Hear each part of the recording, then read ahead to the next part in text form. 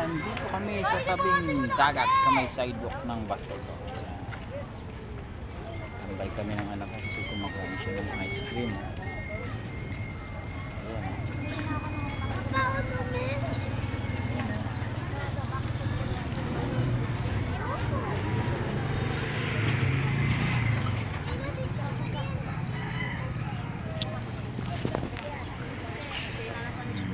Ayan yung dagat, oh.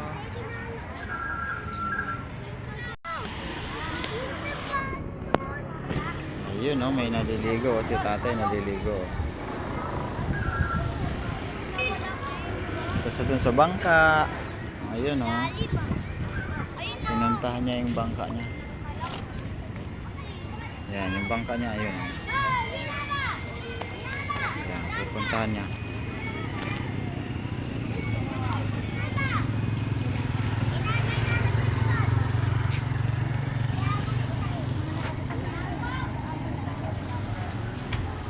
Baseco. Ayan yung service namin. Ayan.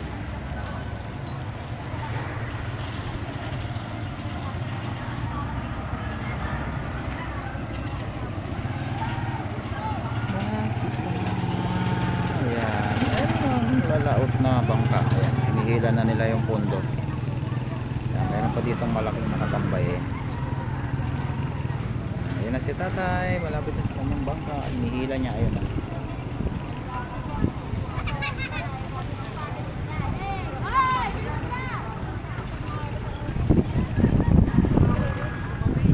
Marami ditong nagtatambay kasi may seawall na siya.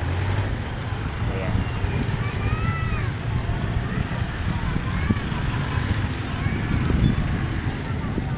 Seawall. Ayan, may naliligo. Ayan, nakuha na ni tatay kanyang bangka. Ayun.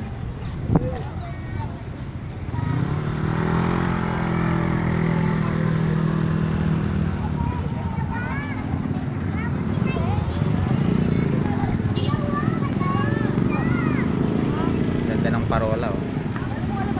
Ayun yung araw, oh. Palubog na. Palubog na yung araw. Ayun, lalaot na yung tatlo. Nasa likod ng malaking bangka. Ayan na, hinila na ni tatay yung kanyang bangka patabi.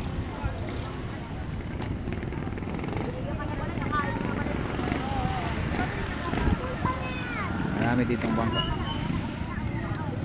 nakatambay. Ganda na ng parkingan nila.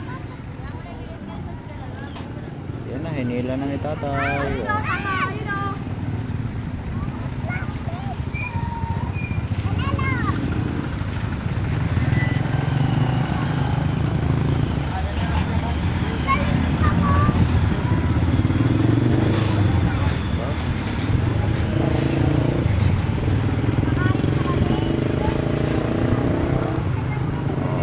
Mababaw lang pala siya, hindi mo naman pala siya kalaliman kasi kinaya ni tatay magpunta dun sa laot. Ibig sabihin pa-dive ang room. So kanina mababaw pa yan. Ayan, nandun din si nanay, dalawa palang bangka nila. Ayan, ayan si nanay.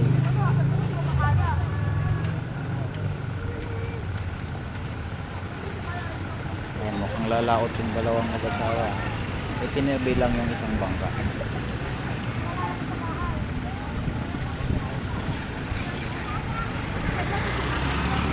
Ang lalaot sila.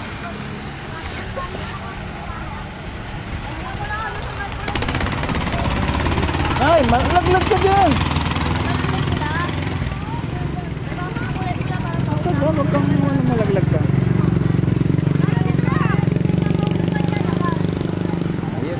Traffic dun sa parola, oh. Ayan si nanay, oh. Tsaka si tatay, ayan. Ang lalaot nga sila kasi may mga dala ng mga bag, baonan, tsaka pagkain, ayan. Mayroon na silang mga baon. Sa gabi sila bibiyahin. Mukhang may tulugan pa si nanay, ayun, oh.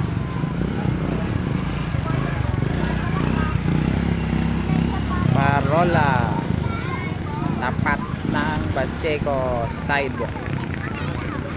Dami ditong nakatambay tuwing hapon kasi ang ganda na yung sidewalk. kotse namin. Ano niya pa ako? Tinaig niya pa ako dati na. Nag-alala ako. Ayan po ang bangka na mga nakaparking dito sa tabing dagat. Ito po ay Ilog Pasig. Ay, no. Hindi may dalang cellphone. May mga ibon pa na nagliliparan na yun.